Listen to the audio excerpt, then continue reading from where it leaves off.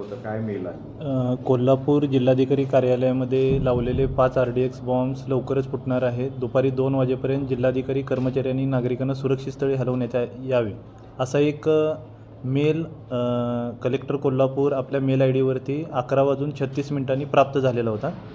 असा मेल आल्यानंतर जी काय आपली रेग्युलर SOP आहे त्यानुसार BDDSचं आपलं पथक, SIDचं पथक, पोलीस विभाग यांनी तात्काळ आपल्या SOP नुसार जिल्हाधिकारी कार्यालयामध्ये जिथे अभ्यागत आहेत आपले किंवा सर्व कक्ष आहेत त्या ठिकाणी तपासणी केलेली आहे.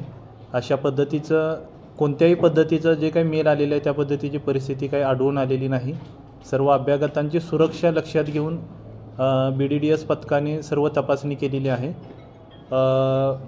शक्यतो हा मेल आहे तो काहीतरी कोणी खोडसाळपणे केलेला असू शकतो असं सध्या निदर्शनास येते, परंतु तरीसुद्धा लोकांची सुरक्षितता लक्षात घेऊन आपण जी काही तपासणी करायची ती कार्यवाही केलेली आहे.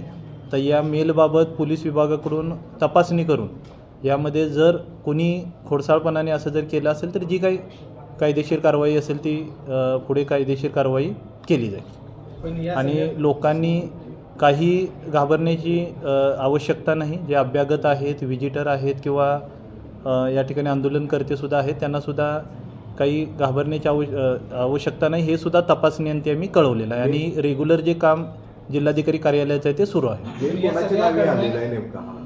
मेल आता जे नाव असेल हे जर खोडसाळपणाने जर केलं असेल तर ते नाव पण बरोबर असेल असंही आपण म्हणू शकत नाही, परंतु जो काही मेल आलेला आहे तोच आम्ही आपल्याला शेअर करू. पण ज्या मेलच्या पद्धतीने जी दक्षता घ्यायची ती घेतलेली आहे आणि तसं काही परिस्थिती नाही, त्यामुळे कामसुद्धा आपलं सुरळीतपणे सुरू आहे आणि अभ्यागतांनासुद्धा आपण ते कळवलेलं आहे. पण या सगळ्या तपासणी दरम्यान हा सगळा जर परिसर असेल तर तो निर्मनुष्य करणं गरजेचं होतं. वरिष्ठ पोलीस अधिकारी देखील या ठिकाणी उपस्थित राहणं गरजेचं होतं, पण तसं कुठलंही आढळून आलं नसल्यामुळं एक मॉकड्रिलचा प्रकार आहे की काय अशा पद्धतीची एक शंका उपस्थित केली जाते. काय नेमकं वरिष्ठ पोलीस अधिकारीही जे आवश्यक असायला हवे ते BDDS SIDचे हजर होते. त्यानंतर वरिष्ठ पोलीस अधिकारी दूरध्वनीद्वारे त्यांच्या संपर्कातही होते.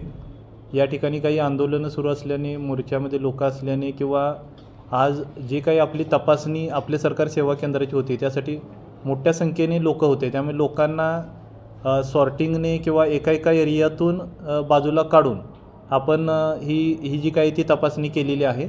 आणि मेल पाहिल्यानंतरच सुरुवातीला मेलचा कंटेंट पाहिल्यानंतर त्याच्यामध्ये किती सिरियस घ्यायचा किंवा काही याचाही विचार करण्यात आला, परंतु जी SOP जी आहे आपली त्यानुसार BDDSने तपासणी केलेली आहे आणि असं काहीही आढळून आलेलं नाही. त्यामुळे मी परत एकदा आपल्या माध्यमातून सर्व नागरिकांना सांगतो की कोणीही घाबरण्याची गरज नाही. जी सुरक्षेच्या दृष्टीने जी काय आहे ती काळजी घेतलेली आहे. थँक्यू.